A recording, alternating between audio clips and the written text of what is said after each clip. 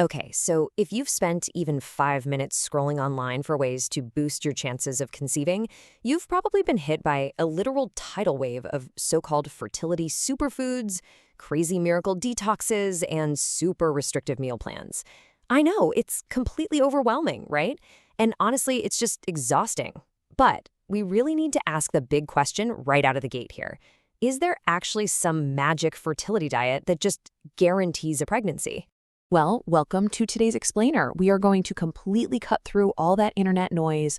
We're looking directly at the clinical guidelines to demystify what the evidence actually says about nutrition and reproductive health.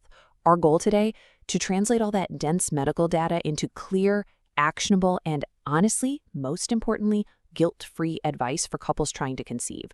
We're tossing out the fads, and we are sticking strictly to the science. So here's our roadmap for this explainer. We're going to hit 6 foundational blocks. First, the big picture. Second, the Mediterranean approach. Third, key micronutrients matter. Fourth, men matter too. Fifth, what to limit. And finally, number 6, practical advice for couples. Okay, let's kick things off with part 1, the big picture, why weight matters. Now, before we even start talking about specific foods, we really have to look at energy balance. The American Society for Reproductive Medicine points out that while there's no single magic diet, body weight actually has the strongest link to fertility.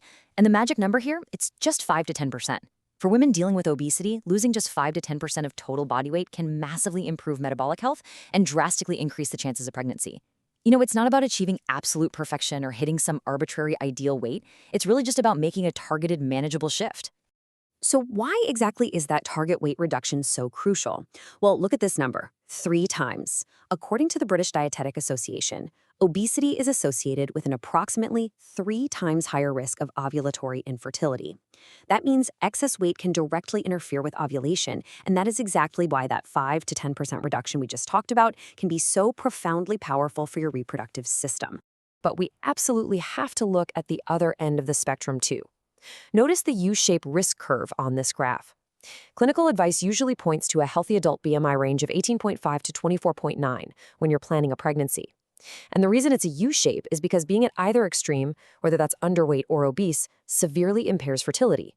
A very low BMI can disrupt menstrual cycles just as much as obesity can impair ovulation, implantation, and overall pregnancy outcomes.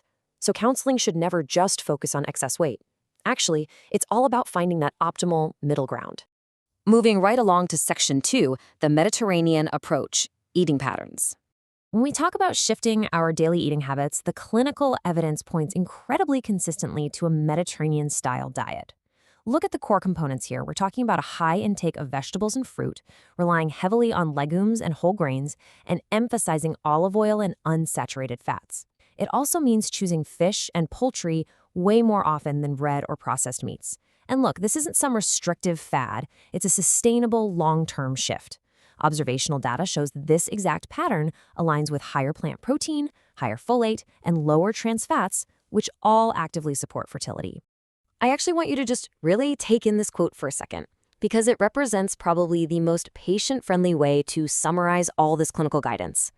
Aim for a whole food pattern that supports weight, metabolic health, and micronutrient adequacy rather than a fertility superfood plan.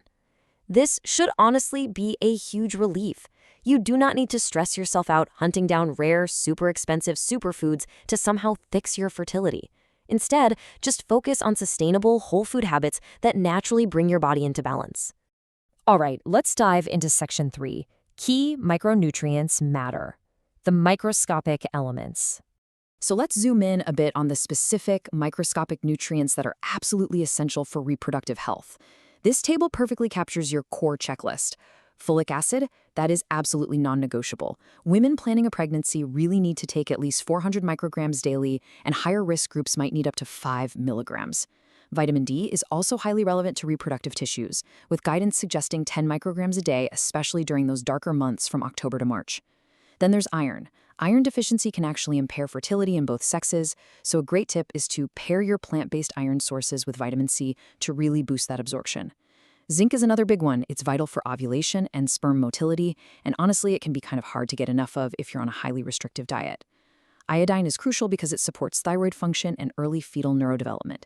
And finally, omega-3s, found in oily fish, nuts, and seeds. They are fantastic for hormone function and cell membranes. It's a really solid, comprehensive checklist to keep in mind. Which brings us to Section 4, Men Matter Too, the missing half of the equation. Now, here is a twist that is left out of the conversation way too often. Male factors actually contribute to up to 1/3 of infertility cases. So nutrition advice absolutely cannot just be directed at women.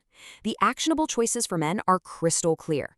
On the helpful side, an anti-inflammatory eating pattern, one that's rich in omega-3 foods, unsaturated fats, zinc, and overall weight optimization, can actively improve sperm quality and motility. But on the harmful side, high intakes of saturated or trans fats, heavy alcohol use, and smoking or cannabis are directly associated with much poorer semen quality.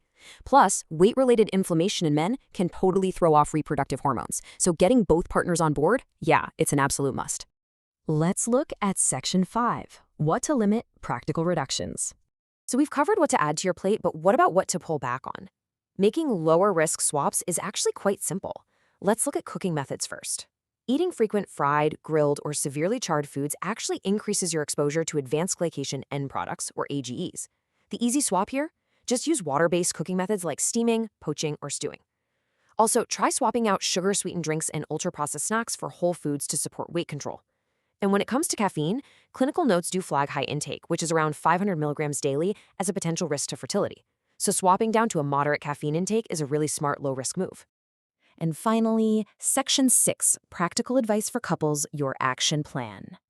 Okay, let's take all this clinical data and build it into a totally blame-free action plan that you can actually use.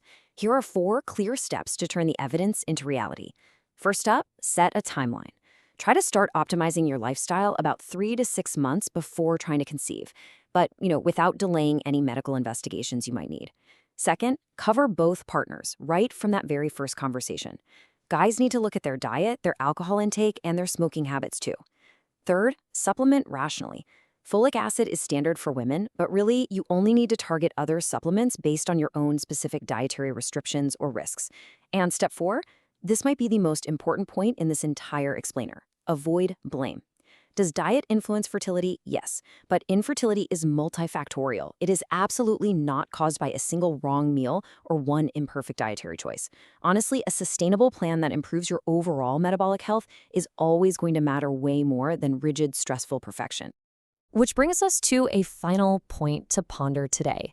Are your preconception habits actually supporting your wider health, or are they just adding to your daily stress? Because the ultimate goal here isn't to chase the illusion of a flawless diet.